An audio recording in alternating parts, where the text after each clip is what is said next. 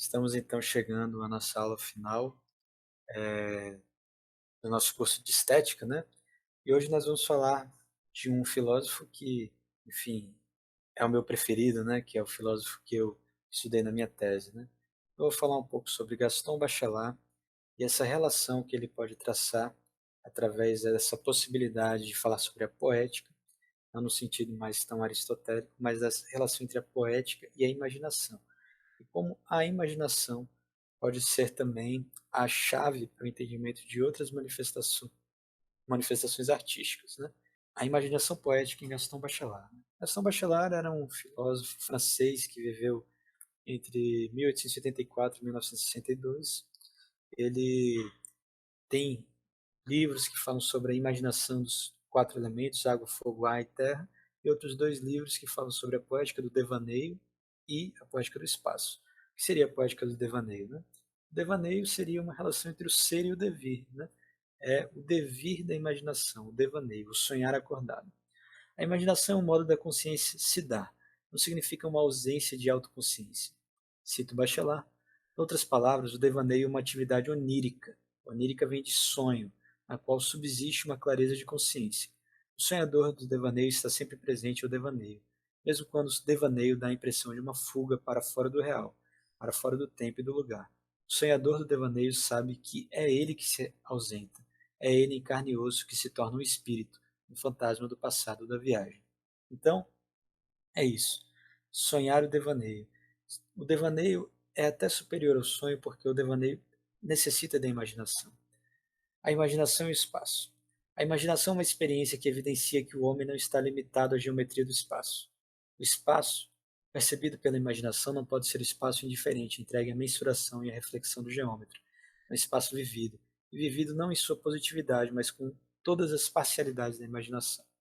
Então, esse espaço que foi até o tema da minha tese, né?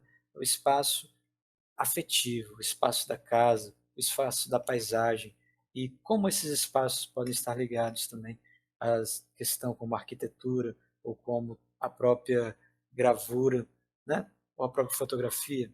Assim, imaginar não é sair do mundo, mas vivê-lo, viver o espaço do mundo, esse que é o mundo da vida, que é um reflexo de nós.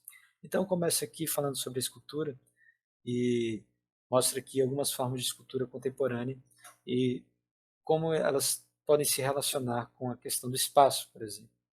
Então, Bachelard, num livro chamado O Direito de Sonhar, que é uma coleção de textos que foi feita depois que ele morreu, ele faz um elogio a esse escultor chamado Eduardo Chillida, um escultor espanhol. E olha só as obras que ele fazia. O Elogio do Horizonte. É o horizonte aqui e uma escultura gigante.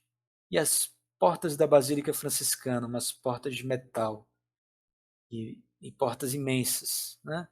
E aqui o Rumor dos Limites, do Eduardo Chillida, que é nada mais do que parece ser um homem tentando arar a terra, tentando transformar o espaço. Então essa é a transformação do espaço através da transformação da matéria, ou seja, Bachelard, ele elogia o ferreiro que bate contra o ferro, que molda a matéria, né? E aqui Bernard Pagès, que é um outro escultor francês, que também faz essa homenagem aos elementos bachelardianos. Então, olha aqui, ó, a terra, a pedra, os deveres da fruta ao ouro, né? As frutas de ouro. Né? Então, a relação também entre os elementos aqui, né?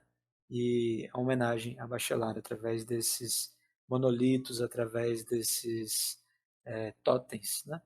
Então, uma maneira aqui da gente ler a escultura. Imaginação e intimidade. A imaginação é uma relação de intimidade entre o homem e o mundo. Na intimidade, o homem vive uma relação de familiaridade com o mundo. A grandeza progride no mundo à medida que a intimidade se aprofunda. Já dizia a poética do espaço. Então, a gente pode dizer que essa relação entre o grande e o pequeno, segundo Bachelard, no pequeno, o pequeno contém o grande, e o grande contém o pequeno, claro. Né? Então, essa relação da intimidade também nessa visão antropomórfica da paisagem, né? Então, um livro também de Bachelard chamado Paysages, que são paisagens, ele analisa as obras desse pintor chamado Alberto Flocon. E aí tem aqui nas nuvens essas imagens femininas, né?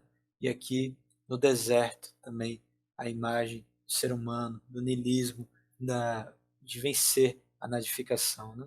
Então, o ar e a terra, mais uma vez aqui, o ar como uma hermenêutica de interpretação das nuvens, que elas nos dizem, e a terra como também o encontro com o ser, né?